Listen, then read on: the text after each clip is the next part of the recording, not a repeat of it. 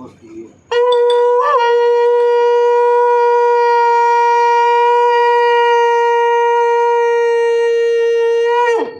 किस मामले को लेकर आप लोग प्रेस वार्ता कर रहे हैं? हम लोग जो अनुसूचित जात अनुसूचित जनजात छात्रावास है उत्तर प्रदेश में, इस छात्रावास में 30% जनरल रखने की बातचीत की जा रही है, जिसके विरोध में हम जो है आज यहाँ पे प्रेस कॉन्फ्रेंस कर रहे हैं। चूँकि मसला ये है कि 1980 के आसपास इस हॉस्टलों का निर्माण हुआ था। एक ऐसा छात्रावास जहाँ पे समाज का वंचित वर्ग अपने हक अधिकार से रह सके और निश्चिंत होकर के पढ़ाई कर सके। इसके लिए SC/ST स्पेशल कंपोनेंट के तहत इस हॉस्टल का निर्माण हुआ था।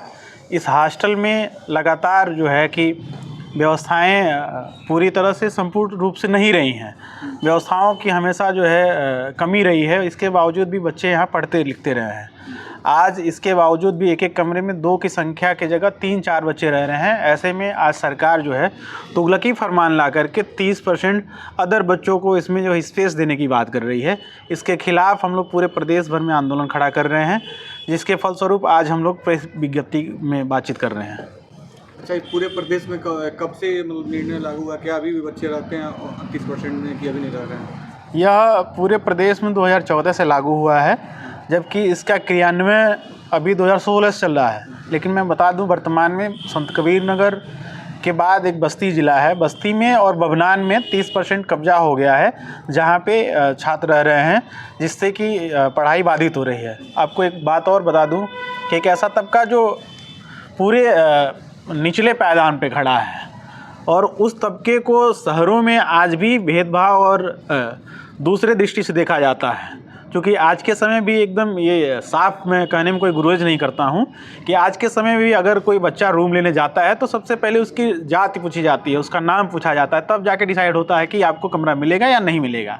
ऐसे में ऐसे दलित समाज के बच्चों के लिए स्पेशल ये हॉस्टल बनाया गया था सोशल सिक्योरिटी का मामला को देख करके, जिससे बच्चे रह सके और पढ़ाई कर सके, पढ़ाई करने के बाद समाज की मुख्य धारा से जुड़ सके और समाज में अच्छा काम कर सकें। लेकिन बावजूद इसके जब उनको जबरियां उनके हॉस्टल में किसी का प्रवेश कराया जाएगा तो उनके खिलाफ ये अन्याय होगा, जिससे हम लोग इससे सह नहीं सकते हैं और इसके खिलाफ हम लोग जो है कि आज प्रेस कॉन्फ्रेंस कर रहे हैं, कल आंदोलन करेंगे, परसों पूरे देश में हम इसको ऊंचे स्तर तक उठाएंगे। पिछले आंदोलन की रूपरेखा क्या है?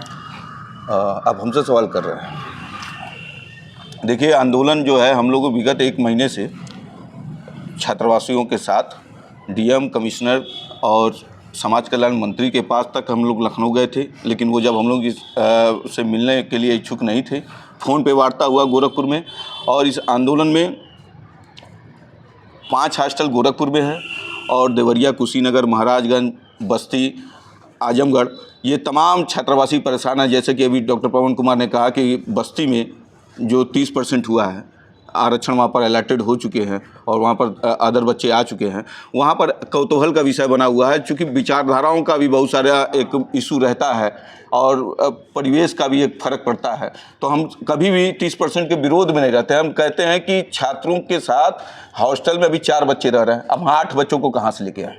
अब उसके लिए नया निर्माण करना पड़ेगा। ये रही बात हॉस्टल में एक तरीके से विरोधाभासी विचारधारा इस समय बच्चों के साथ चली हुई है। रहने और खाने की व्यवस्थाओं को लेकर के वो लोग परेशान चल रहे हैं। अब आंदोलन में हम लोगों ने सबको जानकारी दे दी है, DM और कमिश्नर और आला अधिकारियों को, कि 18 तारीख को हम लोग 5 किलोमीटर पद यात्रा शुरू करेंगे और पद यात्रा करते हुए हम लोग प्रेस क्लब के रास्ते जाते हुए अम्बेडकर चौक पर 2000 बच्चों के साथ वहाँ पर मांग पत्र जो है DM और कमिश्नर को देने का एक आह्वान किया गया है, जिस आंदोलन का हल्ला बोल नाम हम लोगों ने रखा है।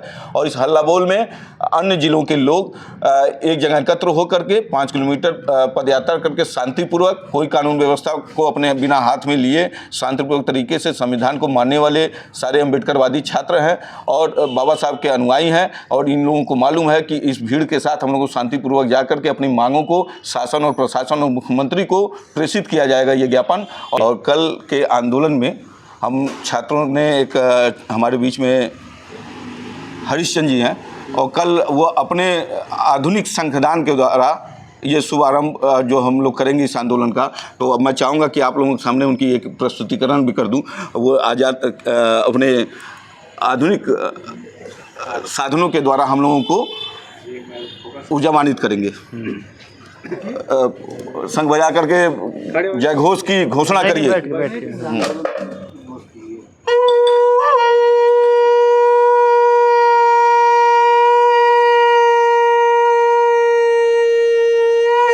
एक और हथियार है, वो भी दिखाइए।